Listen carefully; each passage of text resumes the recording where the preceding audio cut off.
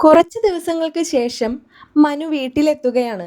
മനു എറണാകുളത്ത് ജോലിസ്ഥലത്ത് നിന്നും വീട്ടിലെത്തുമ്പോഴാണ് ബബിതയുടെ കാര്യങ്ങളെല്ലാം രോഹിത്തിൽ നിന്നും ഹരിയിൽ നിന്നും മനു അറിയുന്നത്. എന്നാൽ ഹരിയാണെങ്കിൽ തനിക്കും ബബിതയ്ക്കും ഇടയിൽ നടന്ന കാര്യങ്ങളൊന്നും തന്നെ മനുവിനോട് പറയുന്നില്ല. ബബിതയ്ക്കും അമലിനും തമ്മിൽ എന്തൊക്കെയോ റിലേഷൻ ഉണ്ടെന്നും അവരെ പലയിടത്ത് വെച്ചും ഓരോരുത്തർ കണ്ടിട്ട് ഞങ്ങളെടുത്ത് പറഞ്ഞതാണെന്നും ഒക്കെയാണ് ഇവർ പറയുന്നത്. അപ്പോൾ മനുവിന് വല്ലാത്ത വിഷമം തോന്നുകയാണ്. അപ്പോൾ മനു മനസ്സിൽ ഇങ്ങനെ ആലോചിക്കുകയാണ്, ഇവൾ ഏത് വഴിക്കൊക്കെയാണ് ഇങ്ങനെ നടക്കുന്നത്, ആൻറ്റിയുടെ പാത ഇവളും പിന്തുടർന്ന് പോവുകയാണോ, ഇനി അലീനയെ പോലെ മറ്റൊരു കുഞ്ഞുകൂടി, അയ്യോ ആലോചിക്കാൻ പോലും വയ്യ എന്നിങ്ങനെ മനു വല്ലാത്ത വിഷമത്തോടു കൂടി ഇങ്ങനെ ആലോചിക്കുകയാണ്. എന്നിട്ട് മനു ചോദിക്കുന്നുണ്ട്, എവിടെയുള്ളതാണ് ഈ പയ്യൻ, നല്ല ഫാമിലി ബാക്ക്ഗ്രൗണ്ട് ആണോ എന്നൊക്കെ മനു ചോദിക്കുമ്പോൾ ഹരിയും രോഹിത്തും പറയുന്നുണ്ട്, ഇല്ല ഏട്ടാ വളരെ മോശമാണ്, അവൻ ഒരുപാട് സ്ത്രീകളും ഒരുപാട് പെൺകുട്ടികളുമായിട്ട് അവനിങ്ങനെ നടക്കുകയാണ്. ഒരു ചെറിയൊരു ഫ്രൂട്ട്സ് ഷോപ്പാണ് അവന് സ്വന്തമായിട്ടുള്ളത്. അതും സ്വന്തമായിട്ടെന്ന് വെച്ചാൽ അച്ഛൻ്റെ ഷോപ്പാണ്. ഇവൻ എന്തോ പഠിപ്പ് കഴിഞ്ഞിങ്ങനെ നിൽക്കുകയാണ്, എന്തോ കോഴ്സൊക്കെ ചെയ്യാൻ വേണ്ടിയിട്ട്. അല്ലാതെ നല്ലൊരു ഫാമിലി ബാക്ക്ഗ്രൗണ്ട് എന്ന് പറയാൻ മാത്രമൊന്നുമില്ല എന്നൊക്കെ പറയുമ്പോൾ മനു ചോദിക്കുന്നുണ്ട്, ഓ ഈ പറയുന്നവരൊക്കെ പിന്നെ വളരെ മാന്യന്മാരാണല്ലോ എന്ന് പറയുകയാണ്. അപ്പോഴേക്കും ഹരിക്ക് ദേഷ്യം വന്നിട്ട് ഹരി പറയുന്നുണ്ട്, ഏട്ടാ ഇപ്പം അതാണോ ഇവിടുത്തെ വിഷയം, നമ്മൾ ബബിതയെ കുറിച്ചല്ലേ സംസാരിക്കുന്നത്, ഏട്ടൻ വെറുതെ ഒന്ന് പറഞ്ഞ് രണ്ടാമത്തേതിന് ഞങ്ങളെ കുറ്റമാക്കാതെ ഇപ്പോഴുണ്ടായ പ്രശ്നത്തിന് ഒരു പരിഹാരം കാണാൻ നോക്ക് എന്ന് പറഞ്ഞിട്ട് ഹരി സ്റ്റെപ്പ് കയറി മുകളിലേക്ക് പോവുകയാണ്. അപ്പോൾ മനു രോഹിത്തിനോട് ചോദിക്കുന്നുണ്ട്, നമുക്കിത് ബാലചന്ദ്രൻ അങ്കിളിനോട് പറഞ്ഞാലോ, അങ്കിളാകുമ്പോൾ എല്ലാ കാര്യങ്ങളും അതിൻ്റേതായ തഞ്ചത്തിനും പരുവത്തിനും അങ്കിൾ അത് കൈകാര്യം ചെയ്തോളും എന്നൊക്കെ പറയുമ്പോൾ രോഹിത് പറയുന്നുണ്ട്, വേണ്ട ഏട്ടാ, ഇത് അച്ഛൻ്റെ അടുത്ത് ഇപ്പം ഇതൊന്നും പറയേണ്ട കാര്യമില്ല. ഒന്നാമത്തെ അച്ഛൻ ഞങ്ങളോട് വല്ലാത്തൊരു കലിപ്പിലാണ്. അപ്പോൾ ഇതെല്ലാം കൂടി കേൾക്കുമ്പോൾ അച്ഛൻ എങ്ങനെയായിരിക്കും പ്രതികരിക്കാമെന്ന് നമുക്ക് പറയാൻ കഴിയില്ലല്ലോ എന്നൊക്കെ പറയുന്നുണ്ട്. അപ്പം മനു രോഹിത്തിനെ പറഞ്ഞ് മനസ്സിലാക്കുന്നുണ്ട്, രോഹിത്തെ നിങ്ങളൊരു കാര്യം മനസ്സിലാക്കണം, നിങ്ങൾ അച്ഛൻ എന്ത് പറയുമ്പോഴേക്കും നിങ്ങളിങ്ങനെ അച്ഛൻ പറയുന്നത് മാത്രം തെറ്റാണ് എന്ന രീതിയിലാണ് നിങ്ങൾ രണ്ടാളും പ്രതികരിക്കുന്നത്. ഇപ്പോൾ ഇവൾക്ക് ആരെയാണ് പേടിയുള്ളത്? നിന്നെയും പേടിയില്ല, അച്ഛനെയും പേടിയില്ല, അമ്മയെയും പേടിയില്ല. അമ്മയ്ക്ക് പിന്നെ നിങ്ങളുടെ കാര്യങ്ങളൊന്നും നോക്കാനല്ലല്ലോ സമയം. എങ്ങനെയാണ് പ്രശ്നങ്ങൾ ഉണ്ടാക്കുക, എങ്ങനെയാണ് അലീനയെ തുരത്തുക, ഇത് മാത്രമാണ് നിങ്ങളുടെ അമ്മയുടെ ഇപ്പം ഏറ്റവും വലിയ പ്രധാന കാര്യം. അതിൻ്റെ കൂടെ തന്നെ മനു പറയുന്നുണ്ട്, രോഹിത്തെ നീ ഒരു കാര്യം മനസ്സിലാക്കണം, നിങ്ങളെല്ലാവരും പശ്ചാത്തപിക്കുന്ന ഒരു സമയം വരും ഇതെല്ലാം ആലോചിച്ചിട്ട്. അന്ന് എല്ലാം ചെയ്തു വെച്ചിട്ട് നമ്മൾ പശ്ചാത്തപിച്ചിട്ട് മാത്രം ഒരു കാര്യവുമില്ല. ഏറ്റവും കൂടുതൽ നീ ഒരുപാട് കരയേണ്ട സമയം വരും രോഹിത്തെ എന്ന് പറഞ്ഞ് മനു പോകുമ്പോൾ രോഹിത്ത് ഇങ്ങനെ ആലോചിക്കുകയാണ്, എന്താണ് മനുവേട്ടൻ പറഞ്ഞതിൻ്റെ അർത്ഥം, എനിക്കൊന്നും മനസ്സിലാവുന്നില്ലല്ലോ എന്നൊക്കെ രോഹിത്ത് അവിടെ നിന്നിങ്ങനെ ആലോചിക്കുകയാണ്. അതേസമയം മനു റൂമിൽ ചെന്നിട്ട് ബബിതയെക്കുറിച്ച് ഇങ്ങനെ ആലോചിച്ചിരിക്കുന്നുണ്ട്. ബബിതയ്ക്ക് ഭയങ്കര സാമർഥ്യമാണ്, ആര് പറഞ്ഞാലും അവളൊരു വിലയും കൽപ്പിക്കില്ല, അമ്മയെന്നില്ല അച്ഛനെന്നില്ല ചേട്ടനെന്നില്ല, ആരെയും അവൾക്കൊരു വിലയില്ല, അവൾ തോന്നുന്ന കാര്യങ്ങൾ മാത്രമേ അവൾ ചെയ്യുള്ളൂ എന്നൊക്കെ ഇങ്ങനെ ആലോചിക്കുന്നുണ്ട്. പിന്നെ എങ്ങനെയാണ് ഇവളെ ഒന്ന് നേരെയാക്കുക? ഇവളിവിടെ നിൽക്കും തോറും വഷളായിക്കൊണ്ടേയിരിക്കുള്ളൂ. കാരണം ആരെയും കണ്ട് പഠിക്കാൻ പറയാൻ മാത്രം ഇവിടെയും ഇല്ലല്ലോ അത്ര ഗുണനിലവാരമുള്ളവരാരും എന്നൊക്കെ ഇങ്ങനെ മനു ആലോചിച്ചിരിക്കുമ്പോഴാണ് അലീനയെ കുറിച്ച് ഓർക്കുന്നത്. അപ്പോൾ മനു പറയുകയാണ്, അലീനയെ ഒന്ന് വിളിച്ച് നോക്കാം, അലീനയ്ക്ക് ടെൻഷൻ ആവുമെങ്കിലും ഒന്ന് പറഞ്ഞു നോക്കാം അവളെടുത്ത് എന്നിങ്ങനെ പറയുകയാണ്. അപ്പോൾ ഉടനെ തന്നെ ഫോൺ എടുത്ത് അലീനയുടെ നമ്പർ ഡയൽ ചെയ്യുന്നുണ്ട്. അപ്പോൾ അലീന അവിടെ കോൾ എടുക്കുകയാണ് പെട്ടെന്ന്.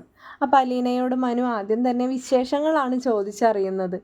എന്തായി പെണ്ണെ അവിടുത്തെ വിശേഷങ്ങളെല്ലാം, നിന്നെ വിളിച്ചിട്ട് 2 ദിവസമായല്ലോ, നീ പരിഭവത്തിലൊന്നും അല്ലല്ലോ എന്നൊക്കെ ചോദിക്കുമ്പോൾ, ഇല്ല മനുവേട്ടൻ ജോലി തിരക്കിലായിരിക്കുമെന്ന് എനിക്കറിയാലോ, പിന്നെ എപ്പോഴും വിളിച്ചിട്ട് എന്ത് ചോദിക്കാനാ, ഞാൻ ഇന്നലെ അമ്മയുടെ അടുത്തായിരുന്നു, ഇന്നാണ് വന്നത്, ഇന്നിപ്പോൾ അവിടെ സുശീല ആൻറ്റി ഉണ്ട്, പിന്നെ ഇപ്പോൾ നാളെ എങ്ങാനും ആയിരിക്കും ഞാൻ വീണ്ടും അമ്മയുടെ അടുത്ത് പോവുക എന്നൊക്കെ പറയുമ്പോൾ അലീന തിരിച്ച് മനുവിനോട് ചോദിക്കുകയാണ്, എന്തായി അവിടുത്തെ വിശേഷങ്ങളെല്ലാം, ഇവിടെ നിന്ന് വന്ന 2 ആൾക്കാർക്കും സുഖം തന്നെയല്ലേ അവിടെ?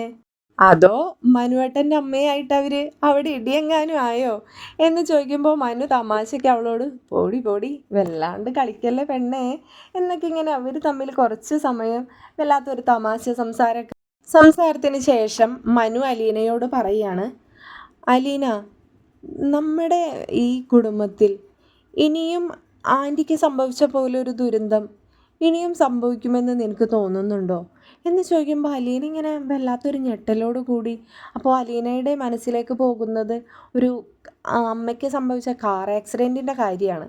അപ്പോൾ അലീന പറയുകയാണ്, അങ്ങനെയൊന്നും ഞാൻ ചിന്തിക്കുന്നില്ല മനുവേട്ടാ, കാരണം നമ്മൾക്ക് അങ്ങനെയൊന്നും ചിന്തിക്കാൻ പോലുള്ള ശക്തിയില്ലല്ലോ. അമ്മയുടെ കാര്യം തന്നെ ആലോചിക്കുമ്പോൾ വല്ലാത്ത വിഷമാണ്. രാവിലെ ജോലിക്ക് പോകുന്നു, വൈകുന്നേരം തിരിച്ചു വരുന്നു. എത്ര ചുറുചുറുക്കോട് കൂടി നടന്ന ആളാണ് ഇപ്പോൾ ഒരു ബെഡിലിങ്ങനെ. അപ്പം മനു പറയാണ്, അയ്യോ ഞാൻ അതല്ല ഉദ്ദേശിച്ചത്, അതാർക്ക് വേണമെങ്കിലും സംഭവിക്കാമല്ലോ, ഇപ്പോൾ നാളെ എനിക്കും സംഭവിച്ചു കൂടായികൊന്നും ഇല്ലല്ലോ എന്ന് പറയുമ്പോൾ അലീന, അയ്യോ മനുവേട്ട അങ്ങനെയൊന്നും പറയല്ലേ, എനിക്ക് അങ്ങനെയൊക്കെ കേൾക്കുന്നത് പോലും ഭയങ്കര മനപ്രയാസമാണ്. ഉറങ്ങാൻ ചെന്ന് കിടന്നാൽ പോലും അങ്ങനെയുള്ള കാര്യങ്ങളായിരിക്കും പിന്നെ ഞാനിങ്ങനെ ആലോചിക്കുക. അങ്ങനെയൊന്നും പറയല്ലേ മനുവേട്ടാ എന്ന് പറയുമ്പോൾ മനു പറയുന്നുണ്ട്, ഇല്ല ഇല്ല ഇല്ല, ഞാൻ അതൊന്നും പറയാനല്ല ഇപ്പോൾ വിളിച്ചത്. നീ ചോദിച്ചില്ലേ ഇവിടെ വന്ന രണ്ടാൾക്കാരുടെ വിശേഷം, അവരെക്കുറിച്ച് പറയാനാണ് ഞാൻ ഈ രാത്രി തന്നെ നിന്നെ വിളിച്ചത് എന്ന് പറയാണ്. അലീന അപ്പോൾ മനുവിനോട് വല്ലാത്തൊരു അതിശയത്തോടു കൂടി ചോദിക്കുകയാണ്, അതെന്താ മനുവേട്ടാ അങ്ങനെ ഒരു കാര്യം? അപ്പോൾ മനു പറയുന്നുണ്ട്, അത് അലീന, നമ്മുടെ ബബിതയുണ്ടല്ലോ, ഞാനിത് പറയുന്നത് കേട്ട് നീ വല്ലാതെ ടെൻഷനൊന്നും ആവരുത് കേട്ടോ എന്ന് പറയുമ്പോൾ അലീന, ഇല്ല മനുവേട്ടാ, എന്താ എന്താ ബബിതയ്ക്ക്? അപ്പോൾ മനു പറയാണ്, ബബിതയ്ക്ക് ഒരു പയ്യനായിട്ട് റിലേഷൻ ഉണ്ട്. അപ്പോൾ അത് അതിവിടെ അവരൊക്കെ അറിഞ്ഞിട്ടുണ്ട്. പിന്നെ റിലേഷനൊക്കെ സാധാരണയാണ്. എങ്കിലും അലീന, അവർ തമ്മിലുള്ള ഒരു, ഞാൻ എങ്ങനെയാണ് ഇപ്പം അത് നിന്നോട് പറയുക? അപ്പോൾ മനു വല്ലാതെ ഇങ്ങനെ വിക്കി വിക്കി, മനുവിന് അത് അലീനയോട് പറയാൻ പോലും വല്ലാത്തൊരു വിഷമം. കാരണം വല്ലാത്തൊരു നിഷ്കളങ്കയായ ഒരു കുട്ടിയാണല്ലോ അലീന. അപ്പോൾ ഇങ്ങനെയുള്ള കാര്യങ്ങളൊക്കെ അവൾ എങ്ങനെയാണ് അക്സെപ്റ്റ് ചെയ്യാമെന്ന് മനുവിനൊരു ടെൻഷൻ. അപ്പോൾ അലീനയോട് മനു ഇങ്ങനെ പറഞ്ഞ് തീർക്കുകയാണ്, ഇങ്ങനെ അവർ കണ്ടു, അവർ തമ്മിൽ എവിടെയോ പോകുന്നതും തിരിച്ചു വരുന്നതും എന്ന് അവളോട് ചോദിക്കുമ്പോൾ അവൾക്ക് അങ്ങനെയൊന്നുമില്ല എന്നൊക്കെയാണ് അവൾ പറയുന്നത്. ഇതിപ്പോൾ എന്താ ചെയ്യാമെന്നൊരു പിടിയും കിട്ടുന്നില്ല എന്നൊക്കെ പറഞ്ഞിട്ട് അലീന തിരിച്ചൊന്നും പറയാണ്ടായപ്പോൾ മനു കോള് നോക്കുകയാണ്. അപ്പോൾ കോള് ഡിസ്കണക്റ്റ് ആയിട്ടില്ല. അപ്പോൾ വീണ്ടും മനു, ഹലോ അലീന, ഞാൻ പറഞ്ഞതൊന്നും നീ കേട്ടില്ലേ എന്ന് ചോദിക്കുമ്പോൾ അലീന പറയുന്നുണ്ട്, മനുവേട്ടാ എനിക്കിത് നേരത്തെ അറിയാമായിരുന്നു. അപ്പം മനു വല്ലാതെ ഷോക്കായിട്ട് ചോദിക്കുകയാണ്, നിനക്കറിയാമായിരുന്നെന്നോ? നിനക്കെങ്ങനെ അറിയാം? അത് മനുവേട്ടാ, ഞാനിവിടെ ഉള്ള സമയത്ത്, ഇവിടെ അവളുടെ അച്ഛനും അമ്മയും വഴക്കിട്ട് രണ്ടാളും രണ്ടോടത്ത് നിൽക്കുന്ന സമയത്ത് പോലും അവൾ എന്നെ കാണിക്കാൻ വേണ്ടിയിട്ടാണോ അല്ലെങ്കിൽ എന്നോടുള്ള എന്തെങ്കിലും കലി തീർക്കാനാണോ എന്നൊന്നും എനിക്കറിയില്ല. ഒരു പയ്യനെ അവളിവിടെ വീട്ടിൽ വിളിച്ചു കൊണ്ടുവന്നു. ഹാളിലിരുന്ന് സംസാരിക്കുമ്പോൾ ഞാനത് കേൾക്കുന്നു എന്ന് കണ്ടിട്ട് അവൾ വിളിച്ച് അവളുടെ റൂമിലേക്ക് കൊണ്ടുപോയി. എനിക്കറിയില്ല മനുവേട്ടാ, ഞാനത് പറ്റില്ല, ഇവിടെ അങ്ങനെ ഒന്നും സമ്മതിക്കില്ല എന്നൊക്കെ അവൾ പറഞ്ഞപ്പോഴേക്കും അവൾ ആ പയ്യനെയും വിളിച്ച് പുറത്തേക്ക് വണ്ടിയിൽ കയറിപ്പോയി. ഞാൻ അന്ന് അതെല്ലാം മുത്തശ്ശിയോട് പറഞ്ഞതുമാണ്. നീ എന്ത് പണിയാണ് അലീന ഈ കാണിച്ചത്? നീ ഇതൊക്കെ അറിഞ്ഞിരുന്നിട്ട് നീ എന്നോട് എന്താ ഇതൊന്നും പറയാതിരുന്നത്? നീ എന്ത് കാര്യങ്ങൾ എന്നോട് സംസാരിക്കാനല്ലേ ഞാൻ നിന്നോട് പറയുന്നത്? നീ എന്താ ഇങ്ങനെ? അപ്പോൾ അലീന പറയുന്നുണ്ട്, മനുവേട്ട എല്ലാ പ്രശ്നങ്ങളിടയിൽ ഞാനിത് വിട്ടുപോയി മനുവേട്ട, സോറി. അപ്പോൾ മനു പറയാണ്, ഇതാണ് അലീന ഞാൻ പറഞ്ഞത്, ഇനിയും ആൻറ്റിക്ക് സംഭവിച്ച അതേ ദുരന്തം ഇനി മറ്റൊരു പെൺകുട്ടിക്ക് നമ്മുടെ തറവാട്ടിൽ സംഭവിക്കാൻ സാധ്യതയുണ്ടെന്ന് എന്ന് പറയുമ്പോഴേക്കും അലീനയ്ക്ക് വല്ലാതെ വിഷമാവാണ് കേട്ടോ. കാരണം അതിൻ്റേതായിട്ടുള്ള എല്ലാ ഗുരുതരാവസ്ഥയും കടന്നു പോയിട്ടുള്ള ഒരേ ഒരാൾ അലീനയാണല്ലോ. അവളിപ്പോഴും അനുഭവിച്ചു കൊണ്ടിരിക്കുകയാണ് അന്ന് വൈജയ്ക്ക് സംഭവിച്ച തെറ്റിൻ്റെ ബാക്കി. അപ്പോൾ അലീനയ്ക്ക് വിഷമം തോന്നുകയാണ്. അപ്പോൾ അലീന പറയാണ്, അയ്യോ മനുവേട്ട അങ്ങനെയൊന്നും പറയരുത്, മനുവേട്ടന് അതിനെക്കുറിച്ചുള്ള സീരിയസ്നെസ് മനസ്സിലാവാഞ്ഞിട്ടാണ്. ഒരു അമ്മയ്ക്ക് മാത്രമല്ല അത് സംഭവിക്കുന്നത്, ഒന്നും അറിയാതെ ജനിക്കുന്ന കുഞ്ഞാണ് അതിന് ഏറ്റവും വലിയ നേരിടേണ്ടി വരുന്നത്. എല്ലാ സൗകര്യങ്ങളോടും കൂടി ജീവിച്ചു തുടങ്ങിയാൽ നിങ്ങൾക്കൊന്നും അത് പറഞ്ഞാൽ മനസ്സിലാവില്ല മനുവേട്ടാ എന്നൊക്കെ പറഞ്ഞിട്ട് അവളിങ്ങനെ വല്ലാതെ വിഷമിക്കുകയാണ്. അപ്പോൾ മനു പറയുന്നുണ്ട്, ഞാൻ നിന്നെ വിഷമിപ്പിക്കാൻ പറഞ്ഞതല്ല അലീന, കാരണം അങ്ങനെയാണ് ഇപ്പോഴത്തെ കാര്യങ്ങളുടെ ഒരു പോക്ക്. അവൾ ആരെയും വില വിൽക്കുന്നില്ല. അങ്കിളിനോട് പറഞ്ഞിട്ടിപ്പോൾ എന്താ എന്താ സംഭവിക്കാമെന്നറിയില്ല. ഇവിടെ ആരും പറഞ്ഞാൽ അവൾ കേൾക്കില്ല. ഇന്ന് അവൾ എവിടെയോ ഒരു പയ്യൻ്റെ ഒപ്പം ഏതോ ഒരു ആളില്ലാത്ത വീട്ടിൽ പോയി എന്നൊക്കെയാണ് ഇവിടെ അവർ പറയുന്നത് എന്ന് കേൾക്കുമ്പോഴേക്കും അലീനയ്ക്ക് വല്ലാത്ത വിഷമം തോന്നുകയാണ് കേട്ടോ. അപ്പം അലീന പറയുന്നുണ്ട്, മനുവേട്ടാ ഇനി അവരവിടെ നിർത്തണ്ട മനുവേട്ടാ, എനിക്ക് പേടിയാവുന്നു ബബിതയുടെ കാര്യങ്ങൾ ആലോചിച്ചിട്ട്. ഞാൻ നോക്കിക്കോളാം മനുവേട്ടാ, ഇങ്ങോട്ട് വിട അവരെ പ്ലീസ് മനുവേട്ടാ എന്നൊക്കെ പറഞ്ഞിട്ട് അവൾ വല്ലാണ്ട് ഇങ്ങനെ പാനിക്കാവുകയാണ്. അപ്പോൾ മനു അലീനയോട് പറയുന്നുണ്ട്, അലീന നീ ഇങ്ങനെ ടെൻഷൻ ആവാതിരിക്കുക അലീന, നമ്മളെല്ലാവരും കൂടെ ഇല്ലേ, അവൾക്ക് അങ്ങനെ ഒന്നും സംഭവിക്കാതെ നമുക്ക് ശ്രമിക്കാം മോളെ, നീ ഇങ്ങനെ ടെൻഷൻ ആവല്ലേ എന്ന് പറയുമ്പോൾ അവൾ പറയുന്നുണ്ട്, മനുവേട്ടന് അതൊന്നും പറഞ്ഞാൽ മനസ്സിലാവില്ല, ഞാനിപ്പോൾ എന്താ ചെയ്യണ്ടേ, ഞാൻ അച്ഛൻ്റെ അടുത്ത് പറയണോ ഇതെല്ലാം എന്ന് ചോദിക്കുമ്പോൾ മനു പറയുന്നുണ്ട്, ഇപ്പം നമുക്കൊന്നും പറയണ്ട, നമുക്ക് അതിൻ്റേതായ സമയം വരുമ്പോൾ അങ്കിളിൻ്റെ അടുത്ത് എല്ലാം സംസാരിക്കാം എന്ന് പറയുന്നുണ്ട്. അപ്പോൾ മനു അലീനയ്ക്ക് വാക്ക് കൊടുക്കുകയാണ്, 2-3 ദിവസത്തിനകം തന്നെ രണ്ടാളെയും ഞാൻ അവിടെ വരുത്തും, പക്ഷെ നീ എനിക്കൊരു വാക്ക് തരണം, അവളെ അത്ര നന്നായിട്ട് നീ നോക്കുമെന്നും അവളെ നല്ലൊരു പെൺകുട്ടിയാക്കി നീ മാറ്റിത്തരാമെന്നും നീ എനിക്ക് വാക്ക് തരണം അലീന എന്ന് പറയുമ്പോൾ അലീന പറയാണ്, ഞാൻ നോക്കിക്കോളാം മനുവേട്ടാ, എന്നെ അവൾ അനുസരിക്കുമോ എന്ന് പോലും എനിക്കറിയില്ല, പക്ഷെ എന്നെക്കൊണ്ട് അവൾ എന്നെ എങ്ങനെ വഴക്ക് പറഞ്ഞാലും മാട്ടി ഓടിച്ചാലും എന്നെക്കൊണ്ടാവുന്ന പോലെ ഞാൻ അവളെ തെറ്റുകളിൽ നിന്ന് ഞാൻ തിരുത്താൻ ഞാൻ ശ്രമിച്ചോളാം എന്നൊക്കെ അലീന ഇങ്ങനെ പറയുകയാണ് കേട്ടോ. അപ്പം മനു പറയുന്നുണ്ട്, ശരി ഓക്കെ, ഞാൻ അവരെ അവിടെ എത്തിച്ചോളാം, ഞാൻ അങ്കിളിനോടും അച്ഛനോടും ചെറിയച്ഛനോടും ഒക്കെ സംസാരിച്ചതിന് ശേഷം വേണ്ട പോലെ കാര്യങ്ങൾ ചെയ്തോളാം എന്ന് പറഞ്ഞ് അവർ ഓക്കെ പറഞ്ഞു. ഒരു ഗുഡ് നൈറ്റ് ഒക്കെ പറഞ്ഞിട്ട് അവർ കോൾ കട്ട് ചെയ്യാണ്. മനു കോള് കട്ട് ചെയ്തെങ്കിലും അലീന ഇങ്ങനെ അവിടെ കിടന്നിട്ട് ആലോചിക്കുകയാണ്, ബബിതയ്ക്ക് എങ്ങനെയാണ് ഇങ്ങനെയൊക്കെ ചെയ്യാൻ തോന്നുന്നത്. ഒരു അമ്മയാണെങ്കിൽ ഇങ്ങനെ ആക്സിഡൻ്റ് ആയിട്ട് ഹോസ്പിറ്റലിൽ കിടക്കുകയാണ്, ഇപ്പോഴും ഡിസ്ചാർജ് ആയി വന്നിട്ട് പോലുമില്ല, എന്നിട്ട് അവൾക്ക് എങ്ങനെയാണ് ഇതിനെല്ലാം സാധിക്കുന്നത്. അപ്പോൾ അലീന ഇങ്ങനെ മനസ്സുകൊണ്ട് ആലോചിക്കുകയാണ്, അവൾക്ക് ശരിക്കും അമ്മയുടെ അതേ സ്വഭാവം തന്നെയാണല്ലോ, അമ്മ ഇങ്ങനെ തന്നെയാണെന്ന് എനിക്ക് പലപ്പോഴും തോന്നിയിട്ടുണ്ട്, അമ്മയ്ക്കും ആരോടും ഒരു സ്നേഹമില്ലാത്ത പോലെ. ഇനി എൻ്റെ തോന്നലായിരിക്കും എന്നും ഞാൻ അങ്ങനെ ചിന്തിക്കാറുണ്ട് എന്നൊക്കെ ഇങ്ങനെ ആലോചിച്ച് അവിടെ കിടന്നുറങ്ങിപ്പോവാണ്. എന്നാൽ അതിരാവിലെ തന്നെ അലീന എഴുന്നേൽക്കുന്നുണ്ട്, അലീനയുടേതായിട്ടുള്ള എല്ലാ വീട്ടിലെ ജോലികളും ചെയ്ത് കൃഷ്ണമോളെയും സ്കൂളിലേക്ക് അയക്കുന്നുണ്ട്.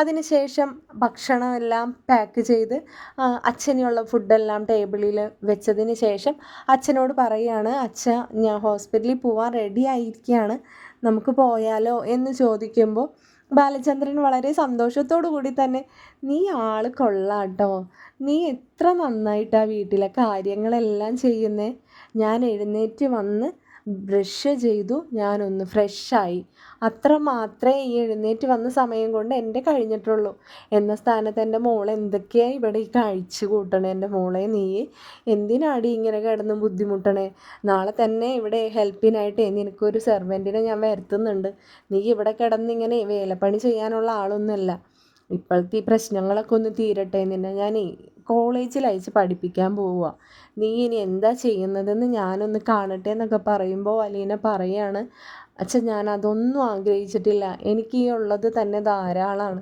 പിന്നെ അച്ഛൻ പറഞ്ഞ പോലെ എനിക്കങ്ങനെ ജോലി ചെയ്യാണ്ടിരിക്കാനൊന്നും പറ്റൊന്നുമില്ല.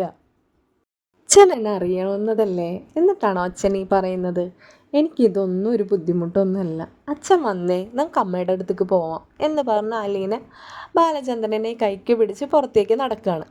അപ്പോൾ അവർ രണ്ടാളും കൂടിയും ഡോറൊക്കെ അടച്ച് പൂട്ടി രണ്ടാളും കൂടിയും തന്നെ കാറിൽ കയറി അമ്മയുടെ അടുത്തേക്ക് ഹോസ്പിറ്റലിലേക്ക് വൈദ്യരുടെ അടുത്തേക്ക് പോവുകയാണ്. ഇപ്പോൾ പോകുന്ന വഴിയിൽ അലീന ബാലചന്ദ്രനോടൊന്നും സംസാരിക്കുന്നില്ല, അവൾ പുറത്തേക്ക് തന്നെ ഇങ്ങനെ നോക്കി എന്തോ ആലോചിച്ചിരിക്കുകയാണെന്ന് ബാലചന്ദ്രന് മനസ്സിലായി. അപ്പോൾ ബാലചന്ദ്രൻ അലീനയോട് ചോദിക്കുന്നുണ്ട്, മോൾ എന്താ വീട്ടിൽ നിന്ന് കയറി ഇപ്പോൾ തുടങ്ങി എന്തൊക്കെയോ ആലോചിക്കുകയാണല്ലോ, എന്തൊക്കെയോ നീ ആലോചിച്ച് കൂട്ടുന്നുണ്ടല്ലോ എന്ന് പറയുകയാണ്. അപ്പോൾ അലീന പറയുന്നുണ്ട്, ഒന്നുമില്ല അച്ഛാ, ഞാനിങ്ങനെ നമ്മളെക്കുറിച്ച് അമ്മയെക്കുറിച്ച് അത്രയേ ഉള്ളൂ എന്ന് പറയാണ്. അപ്പോൾ അലീനയുടെ മനസ്സ് മുഴുവൻ ബബിതയാണ് കേട്ടോ. ബബിതയ്ക്ക് അമ്മയ്ക്ക് സംഭവിച്ച പോലെ തന്നെ എന്തെങ്കിലും ഒരു തെറ്റ് സംഭവിക്കുമോ എന്നൊരു ടെൻഷനിലാണ്. ചിന്തിച്ചുകൊണ്ടിരിക്കലേ തന്നെ ഹോസ്പിറ്റൽ എത്തിയതൊന്നും അലീന അറിയുന്നില്ല. അപ്പോൾ ബാലചന്ദ്രൻ പറയുന്നുണ്ട്, മോളെ ഹോസ്പിറ്റലിലെത്തി, നീ ഇറങ്ങുന്നില്ലേ എന്ന് ചോദിക്കുമ്പോഴാണ് അലീന സ്വബോധത്തിലെന്ന പോലെ ഇങ്ങനെ ഞെട്ടുകയാണ്. അപ്പോൾ ആച്ച ഇറങ്ങുകയാണെന്ന് പറഞ്ഞിട്ട് അലീന ഇറങ്ങി. അവർക്കുള്ള ഫുഡൊക്കെ അവൾ ബാഗിലാക്കി കാറിൽ വെച്ചിട്ടുണ്ടായിരുന്നല്ലോ. അപ്പോൾ അതൊക്കെ എടുത്ത് ഹോസ്പിറ്റലിൽ വൈജയുടെ റൂമിലേക്ക് നടക്കുകയാണ്. അപ്പോൾ വൈജയുടെ റൂമിലേക്ക് നടക്കുമ്പോൾ പകുതി വെച്ച് ബാലചന്ദ്രൻ നിൽക്കുകയാണ്. അപ്പോൾ ബാലചന്ദ്രനോട് അലീന പറയുന്നുണ്ട്, അച്ഛനി വന്നൊന്ന് അമ്മയെ കണ്ടൂടെ, എന്തിനാ അച്ഛാ ഇങ്ങനെ, ഞാൻ കാരണമല്ലേ നിങ്ങൾ ഇങ്ങനെ ആയത് എന്ന് ചോദിക്കുമ്പോൾ അലീനയോട് ബാലചന്ദ്രൻ പറയാണ്, എല്ലാം അറിഞ്ഞിരുന്ന് കൊണ്ടും നീ എന്നെ ഇങ്ങനെ വേദനിപ്പിക്കുന്നതാണ് എനിക്ക് ഏറ്റവും വലിയ വിഷമം അലീന. നീ മാത്രം ഇങ്ങനെ പറയരുത്, വേറെ ആര് പറഞ്ഞാലും ഞാൻ അതിനെ തരണം ചെയ്ത് ഞാൻ കേട്ട് നിൽക്കും. അതിന് മറുപടി നല്ല രീതിയിൽ പറയാനും എനിക്കറിയാം. എന്നാൽ ഞാനും നീയും ഇരകളാണ്. നമ്മൾ പരസ്പരം അങ്ങനെ പറഞ്ഞിട്ട് ഒരു കാര്യവുമില്ല. നീ അതെന്നോട് പറയരുത് മോളെ. നീ ചെല്ല്, നീ എന്നെ നോക്കണ്ട, മോള് പൊയ്ക്കോ. അലീന പിന്നെ ഒന്നും പറയുന്നില്ല കേട്ടോ. അലീനയ്ക്ക് തന്നെ മനസ്സിലായി അച്ഛനെ അതെല്ലാം ആലോചിക്കുമ്പോൾ വല്ലാത്ത വിഷമമുണ്ടെന്ന്. അപ്പോൾ അലീന ഒന്നും പറയുന്നില്ല. അപ്പോൾ ബാലചന്ദ്രൻ അലീനയെ ആക്കിയതിന് ശേഷം പുറത്തേക്ക് പോയി. അലീന തിരിച്ച് അമ്മയുടെ അടുത്തേക്ക് റൂമിലേക്കും വരികയാണ്.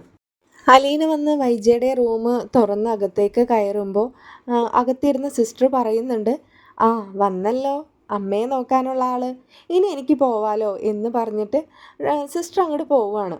അപ്പോൾ അലീന സിസ്റ്ററോട് ചിരിച്ചിട്ട് അലീനയ്ക്ക് ഭയങ്കര സന്തോഷമാവുകയാണ് കേട്ടോ സിസ്റ്റർ അങ്ങനെ പറഞ്ഞപ്പോൾ. അപ്പോൾ അലീന അകത്തേക്ക് കയറി വരികയാണ്. അപ്പോൾ അമ്മ എന്തെങ്കിലും കഴിച്ചോ എന്നൊക്കെ ചോദിക്കുമ്പോൾ വൈജയ്ക്ക് തീരെ ഇഷ്ടപ്പെടുന്നില്ല അലീന അങ്ങനെയൊക്കെ ചോദിക്കുന്നത്. അപ്പോൾ വൈജ ഇങ്ങനെ മുഖം തിരിക്കുകയാണ്. അപ്പോൾ അലീന പറയുന്നുണ്ട്, എന്തിനാ എന്നോട് ഇങ്ങനെ, എന്നും ഞാൻ പറയുന്നതല്ലേ, എന്നോട് ഇങ്ങനെ വൈരാഗ്യം കാണിക്കണ്ട, എന്നെ ഒരു ഹോം നേഴ്സായിട്ട് കണ്ടാൽ മതി. മനസ്സ് വേദനിച്ചുകൊണ്ട് നമ്മൾ എന്ത് മരുന്ന് ശുശ്രൂഷ നമ്മളുടെ ശരീരത്തിൽ ചെയ്താലും നമുക്കത് ഏൽക്കില്ല മാഡം. എത്ര വട്ടമായി ഞാനിതെല്ലാം മാഡത്തിന് പറഞ്ഞു തരുന്നു എന്നിങ്ങനെ പറയുമ്പോൾ വൈജയ്ക്ക് ദേഷ്യം വരികയാണ്. വൈജ ഇങ്ങനെ സംസാരിക്കാൻ ബുദ്ധിമുട്ടാണെങ്കിലും വൈജ എല്ലാ ബലവും എടുത്ത് ഇങ്ങനെ സംസാരിക്കുകയാണ് അവളെടുത്ത്. നിന്നോട് ഞാൻ പറഞ്ഞതാണ് പലവട്ടം, നീ ഇവിടെ വരുന്നതോ എന്നോട് സംസാരിക്കുന്നതോ എനിക്കിഷ്ടമല്ല. എന്നിട്ടും നീ എന്നെ ബുദ്ധിമുട്ടിക്കണമെന്ന് മനഃപൂർവ്വം വിചാരിച്ചുകൊണ്ട് തന്നെയാണ് നീ ഇവിടേക്ക് വരുന്നത്. എന്തിനാണ് ഇങ്ങനെ ബുദ്ധിമുട്ടിക്കുന്നത് എന്നെ? ഞാനിവിടെ ആർക്കും ഒരു ശല്യമില്ലാതെ കിടക്കല്ലേ. എനിക്ക് നിന്നെ കാണുന്നത് പോലും എനിക്ക് വല്ലാത്തൊരു ബുദ്ധിമുട്ടാണ് ഉണ്ടാക്കുന്നത്. നിനക്ക് എൻ്റെ അസുഖം മാറണമെന്ന് നീ ആഗ്രഹിക്കുന്നുണ്ടെങ്കിൽ നീ ഇവിടെ വരാതിരിക്കണം. അത് മാത്രമാണ് നീ എനിക്ക് ചെയ്തു തരേണ്ടത്. അതൊഴിച്ച് മാഡം വേറെ എന്ത് പറഞ്ഞാലും ഞാൻ ചെയ്തു തരാം. അത് മാത്രം നടക്കില്ല മാഡം എന്നിങ്ങനെ അലീന പറയാണ് കേട്ടോ. അപ്പോൾ വൈജ ദേഷ്യത്തോടും കൂടി മുഖം ഇങ്ങനെ തിരിക്കുകയാണ്. അലീന എന്നിട്ട് കുറച്ച് സമയം ഇങ്ങനെ ആലോചിച്ച് നിൽക്കുകയാണ്. ബബിതയുടെ കാര്യങ്ങൾ എന്തായാലും മാഡത്തിനോട് പറയണമെന്ന് അവൾ കാറിലിരുന്നേ തീരുമാനമെടുത്തതാണ്. എന്നാൽ ഒരമ്മയോട് എങ്ങനെയാണ് തൻ്റെ മകൾ തെറ്റായ രീതിയിലേക്കാണ് പോയിക്കൊണ്ടിരിക്കുന്നത് എന്ന് പറയുക എന്നിങ്ങനെ ആലോചിക്കുകയാണ്. തൻ്റെ എല്ലാ ധൈര്യവും എടുത്തുകൊണ്ട് തന്നെ അലീന മാഡം എന്ന് വിളിക്കുകയാണ്. മാഡം എന്ന് വിളിക്കുമ്പോൾ വൈജ തിരിഞ്ഞു പോലും നോക്കുന്നില്ല. എങ്കിലും വൈജ തിരിഞ്ഞു കിടക്കുന്ന ആ ഭാഗത്തേക്ക് ചെന്നിട്ട് അലീന പറയാണ്, മാഡം എന്നോടുള്ള ദേഷ്യം മാഡം അങ്ങനെ എന്നെ വെച്ചോളൂ. പക്ഷേ മാഡം പ്രസവിച്ച 3 മക്കളുണ്ട്. അവരെക്കുറിച്ച് മാഡം ചിന്തിക്കാതിരിക്കരുത്. ഞാൻ പറയുന്നത് അവരുടെ കാര്യമാണ് എന്ന് പറയുമ്പോഴേക്കും വൈജ പറയാണ്, എനിക്ക് നീ പറയുന്ന ഒരു കാര്യവും എനിക്ക് കേൾക്കണ്ട. പ്രത്യേകിച്ച് എൻ്റെ മക്കളെക്കുറിച്ചിട്ട് അറിയാൻ എനിക്ക് നിന്നെപ്പോലെ ഒരു പിഴച്ച പെണ്ണ് പറയുന്നത് കേട്ടിട്ട് വേണ്ട എന്നിങ്ങനെ പറയുമ്പോൾ അലീന പറയാണ്, അതെ മാഡം, അതാണ് ഞാനും പറയാൻ പോകുന്നത്.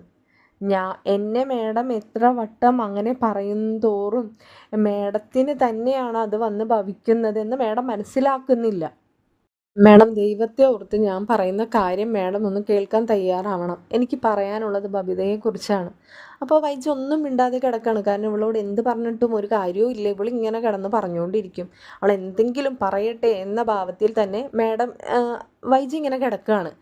അപ്പോൾ അലീന പറഞ്ഞു തുടങ്ങുകയാണ്, മാഡത്തിനോട് ഒരു വട്ടം ഞാൻ നമ്മുടെ വീട്ടിൽ വെച്ചിട്ട് ഞാൻ പറഞ്ഞതാണ്, ബബിതയ്ക്ക് എന്തൊക്കെയോ വേണ്ടാത്ത ഒരു റിലേഷനൊക്കെ ഉണ്ട്. മാഡം ഇല്ലാത്ത നേരത്ത് അവൾ ഒരാളെ വീട്ടിൽ വിളിച്ച് വരുത്തി, വീട്ടിൽ വിളിച്ച് കയറ്റി എന്നൊക്കെ ഞാൻ പറഞ്ഞതാണ്. പക്ഷേ മാഡം ഒന്നും, ഞാൻ പറയുന്നതൊന്നും മാഡം അന്ന് വകവെച്ചില്ല. എന്നാൽ ഇപ്പോൾ ലീന പിന്നെ വീണ്ടും ഒന്ന് മിണ്ടാതെ ഇങ്ങനെ ആവുകയാണ് കേട്ടോ. കാരണം എന്താ മാഡത്തിനോട് പറയേണ്ടത്? തൻ്റെ മകൾ പിഴച്ചു പോവുകയാണെന്നോ അല്ലെങ്കിൽ തൻ്റെ മകൾ വഴി പിഴച്ചുകൊണ്ടിരിക്കുകയാണെന്നോ എങ്ങനെയാണ് താനത് പറയേണ്ടത്? തൻ്റെ അനിയത്തി കൂടിയല്ലേ എന്നൊക്കെ ഇങ്ങനെ അലീന ചിന്തിച്ചുകൊണ്ട് നിൽക്കുന്ന സമയത്ത് അലീനയെ ഇങ്ങനെ വൈജ നോക്കുകയാണ്. പറഞ്ഞു വന്ന കാര്യം എന്തുകൊണ്ട് നിർത്തി എന്ന രീതിയിൽ ഇങ്ങനെ നോക്കിയിട്ട് വീണ്ടും തലതിരിച്ച് തന്നെ കിടക്കുകയാണ്. വീണ്ടും അലീന പറഞ്ഞു തുടങ്ങുകയാണ്, ഇനിയിപ്പോൾ അവൾക്കാണെങ്കിൽ ഇപ്പം എല്ലാത്തിനും സൗകര്യമാണ്. കാരണം അവളെ നിയന്ത്രിക്കാൻ ആരുമില്ല, അവൾ ആരെയും വകവയ്ക്കുന്നില്ല, അവൾക്ക് എപ്പോൾ വേണമെങ്കിലും വരാം പോകാം. അച്ഛൻ്റെ അടുത്തുനിന്ന് പോയപ്പോൾ എല്ലാ അർത്ഥത്തിലും അങ്ങനെയാണ് ഇപ്പോൾ ബിഹേവ് ചെയ്യുന്നത്. അവിടെ അങ്കിളിൻ്റെ വീട്ടിൽ അതിനവളെ ആരും തടയുന്നുമില്ല. പിന്നെ ആരെങ്കിലും തടഞ്ഞാൽ പോലും അവൾ ആരെയും വകവയ്ക്കുകയുമില്ല. പിന്നെ ആര് തടഞ്ഞിട്ട് എന്താ കാര്യം എന്നൊക്കെ ഇങ്ങനെ വൈജ കേൾക്കലേ തന്നെ ഇങ്ങനെ അലീന നിന്ന് സംസാരിക്കുകയാണ്. അപ്പോൾ വൈജ കുറച്ച് സമയത്തിന് ശേഷം വൈജ ചോദിക്കുന്നുണ്ട്, നീ എന്തൊക്കെയാണ് ഈ പറഞ്ഞുകൊണ്ടിരിക്കുന്നത്? എൻ്റെ മോളെക്കുറിച്ചാണ് നീ എന്നോട് ഈ പറയുന്നതെന്ന വല്ല ധാരണയുണ്ടോ നിനക്ക്? ഉണ്ട് മാഡം, എനിക്ക് ആ ധാരണ നന്നായിട്ടുണ്ട്. അതുകൊണ്ടാണല്ലോ ഞാൻ മാഡത്തോട് തന്നെ അത് സംസാരിക്കാൻ ഇവിടെ നിന്നത്. നീ എന്താണ് എൻ്റെ മക്കളെക്കുറിച്ച് ധരിച്ചു വെച്ചിരിക്കുന്നത്? എൻ്റെ ധാരണകളൊന്നും തെറ്റിയിട്ടില്ലല്ലോ മാഡം. മാഡത്തിനും അത് നന്നായിട്ട് അറിയാലോ. രോഹിത്യം അങ്ങനെ തന്നെ ആയിരുന്നില്ലേ എന്നിങ്ങനെ പറയുമ്പോൾ വൈജ ഒന്നും മിണ്ടാതാവാണ് കേട്ടോ. കാരണം രോഹിത്ത് എന്താ അലീനയോട് ചെയ്തതെന്ന് എല്ലാവർക്കും അറിയുന്ന കാര്യമാണല്ലോ. അപ്പം അലീന പറയുന്നുണ്ട്, എന്തായാലും കൃഷ്ണമോൾ അങ്ങനെയൊന്നും അല്ല കേട്ടോ. അവൾ നല്ല കുട്ടിയാണ് മാഡം. അവൾക്ക് അങ്ങനെ ആരോടും ഒരു ദുഷിച്ച സ്വഭാവമോ അങ്ങനെയൊന്നുമില്ല അവൾക്ക്. അവൾ നല്ല കുട്ടിയാണ്. അവൾ ചെറുതല്ലേ, അവൾ പാവാ എന്നൊക്കെ ഇങ്ങനെ അലീന പറയാണ്. അപ്പോൾ വൈജയ്ക്ക് അറിയേണ്ടത് ബബിതയെക്കുറിച്ചിട്ടാണ്. കാരണം അലീന പറയുന്നതിൽ എന്തെങ്കിലും ഉണ്ടാകും എന്ന് വൈജയ്ക്ക് അറിയാം. കാരണം അന്ന് വീട്ടിൽ ഒരു പയ്യനായിട്ട് വന്ന കാര്യവും അന്ന് പറഞ്ഞപ്പോൾ ഇവളോടുള്ള ദേഷ്യത്തിൻ്റെ പുറത്താണ് താൻ അത് മൈൻഡ് ചെയ്യാതെ വിട്ടത്. അപ്പോൾ വല്ലാത്തൊരു ഉള്ളിലൊരു ഭയം തോന്നുകയാണ്, ഇനി എൻ്റെ പാതയിൽ അവളും കൂടി എന്നൊരു ചിന്ത വൈജയ്ക്ക് വന്ന് കിടക്കുകയാണ് കേട്ടോ. കാരണം ഒരുപാട് അനുഭവിച്ചു കൂട്ടിയല്ലോ വൈജ അന്ന്. അതൊക്കെ ഇനി വരാനിരിക്കുന്നതേ ഉള്ളൂ കേട്ടോ. വൈജയ്ക്ക് അന്ന് എന്താ സംഭവിച്ചതെന്നൊക്കെ നമ്മൾ ആരും വിചാരിച്ച പോലെയൊന്നുമല്ല വൈജയുടെ കഥ കിടക്കുന്നത്. വൈജ എങ്ങനെയാണ് ഇങ്ങനെ എല്ലാവരോടും ഇങ്ങനെ ക്രൂരമായി പെരുമാറാൻ തുടങ്ങിയതെന്നും ആരോടും ഒരു സ്നേഹമില്ലാത്ത ഒരാളായി മാറിയതെന്നും ഒക്കെ ഇനി വരാനിരിക്കുന്നതേ ഉള്ളൂ. അപ്പം അലീന വീണ്ടും പറയാണ്, മാഡം ഞാൻ തുറന്ന് പറയുന്നത് കൊണ്ട് മാഡത്തിനൊന്നും തോന്നരുത്. കഴിഞ്ഞ ദിവസം അവൾ എവിടെയോ ഒരു പയ്യൻ്റെ ഒപ്പം കറങ്ങാനായിട്ട് പോയി. ഏതോ ഒരു വീട്ടിൽ കയറി കുറേ സമയങ്ങൾക്ക് ശേഷമാണ് അവർ തിരിച്ചിറങ്ങി വന്നത്. അതൊക്കെ എന്തോ രോഹിത്തും നമ്മുടെ ഹരിയും കൂടി കണ്ടുപിടിച്ച് മനുവേട്ടനാണ് ഇതൊക്കെ പറഞ്ഞത് എന്നൊക്കെ പറയുമ്പോൾ വൈജയ്ക്ക് വല്ലാത്ത ടെൻഷനാവുകയാണ്. കാരണം ഇവരെല്ലാവരും അറിഞ്ഞിട്ടും താൻ ഇതൊന്നും അറിഞ്ഞില്ലല്ലോ എന്നൊരു ടെൻഷനിൽ ഇങ്ങനെ വൈജ പെട്ടെന്നിങ്ങനെ കൈ ഉയർത്തി ബെഡിൽ അടിക്കുകയാണ്.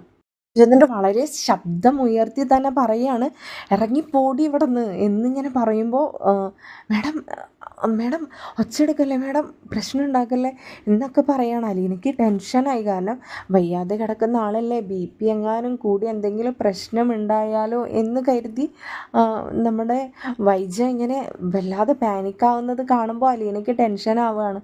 അപ്പോൾ അലീന വേഗം പോയി ഡോക്ടറോട് പറയുന്നുണ്ട്, ഡോക്ടറെ ഞാൻ അമ്മയായിട്ട് സംസാരിച്ച് നിൽക്കുകയായിരുന്നു, അമ്മ പെട്ടെന്ന് എന്തോ പാനിക്കായി, ഒന്ന് വന്ന് നോക്കുമോ എന്ന് പറയുമ്പോൾ ഡോക്ടർ വന്ന് വൈജയെ ചെക്ക് ചെയ്യുന്നുണ്ട്. അപ്പോൾ വൈജയെ ടെൻഷനൊന്നും അടിക്കേണ്ട മോളെ, പെട്ടെന്നൊന്നും BP കയറിയതാണ്, വേറെ കുഴപ്പമൊന്നുമില്ല, ആൾക്ക് അങ്ങനെ ടെൻഷൻ വരുന്നതൊന്നും സംസാരിക്കണ്ട കേട്ടോ എന്ന് പറഞ്ഞിട്ട് ഡോക്ടർ പുറത്തേക്ക് പോവുകയാണ്.